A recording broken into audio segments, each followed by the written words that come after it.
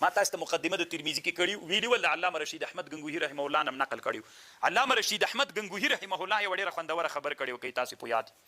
رشید احمد غنگوهی رحمه الله ویلي وی دغه اختلاف د مذاهب ولې منځ ته راغلی نو هلته د جواب داسې کړی ګوره د اختلاف د مذاهبو ځکه منځ ته راغلی ده د دې علماو په مابین کې مالکیان کومو روایتونو ته اعتبار ورکوي مدنیو ته شافعیان حجازي روایاتو ته حنابله ظاهر د لفظ ته احناف قواعدو ته اعتبار ورکوي د اسلام قانون د منځونو په اړه باندې چی د وختونو د لمانځه په اړه باندې قرآن قانون چی دی یعنی کتاب موقوته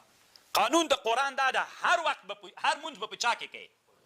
تاسو طالبانو دا خبر چې رشید احمد غنگوهی رحمه الله کړی ډېره خوندوره ده عام قانون ته به ګوري قرآن چې یو قانون کې ښودلی ده قانون دا ده چې هر وخت مونځ به په خپل وخت کې کوي یو وخت مونځ په بل وخت کې نه صحیح کېږي دا قانون سو دغه قانون سره چې احادیث معارض راغلل خبر احاد معارض راغلل څوک به کوي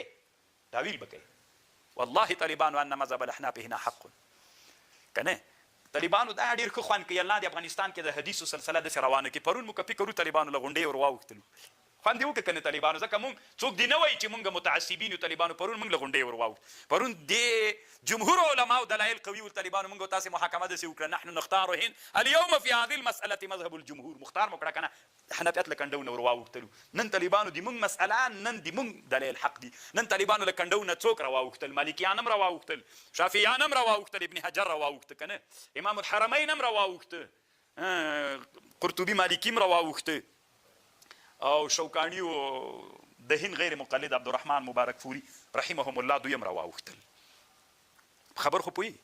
کله کله طالبانو بعضې مولیانو ته دا زور ورکوي چې ته د غیر مقلدینو نومونه یادې رحمه الله ولې ورسره وایي ولې ما د پلار دښمني ده دا خو علمي اختلاف د مو دی کوو د هم طالبانو څېړنه کوي چې حدیثو کې داسې ده او داسې ده نو طالبانو د ده خو د پلارو د نیکه دښمني نه ده طالبانو دا